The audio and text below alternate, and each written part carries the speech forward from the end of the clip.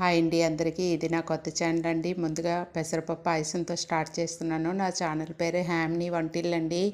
ఇదైతే సక్సెస్ చేస్తారని అనుకుంటున్నానండి. ప్లీజ్ షేర్, సబ్స్క్రైబ్ చేసుకోండి. సబ్స్క్రైబ్ చేసుకోవడం అయితే అస్సలు మర్చిపోవద్దండి. ముందుగా నేను పెసరపప్పు పాయసం చేస్తున్నాను. ఒక పావు కప్పు పెసరపప్పు తీసుకున్నానండి. ముందుగా దాన్ని వేయించుకోవాలి కొద్దిగా. ఒక అరకప్పు వరకు సగ్గుబియ్యం తీసుకున్నాను. పెసరపప్పు అయితే ఏగిపోయిందండి. అందులో సగ్గుబియ్యం వేసుకొని బాగా కడుక్కోవాలండి. ఒక 2 టైమ్స్ కడిగాక ఇప్పుడు ఉడికించుకోవాలి. వాటర్లోనే ఉడికించాలండి. లాస్ట్గా పాలు వేసుకోవాలి. ఈ పాయసం అయితే చాలా బాగుంటుందండి. అసలు ఇందులో జీడిపప్పులో వేయకపోయినా బాగుంటుంది. నేనైతే వేసుకున్నాను కానీ ఆ పెసరపప్పులో జీడిపప్పులా తగులుతాయండి. మీరు మీ ఇంట్లో ట్రై చేయండి.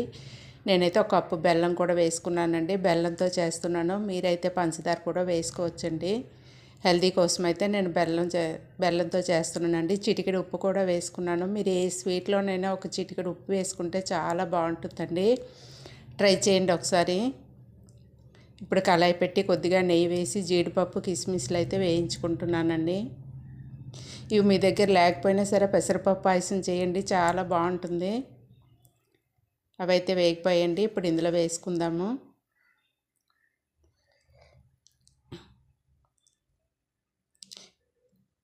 ఇలాచీలు అండి, ఒక 4 ఇలాచీలు చితగొట్టి వేసుకుంటున్నాను.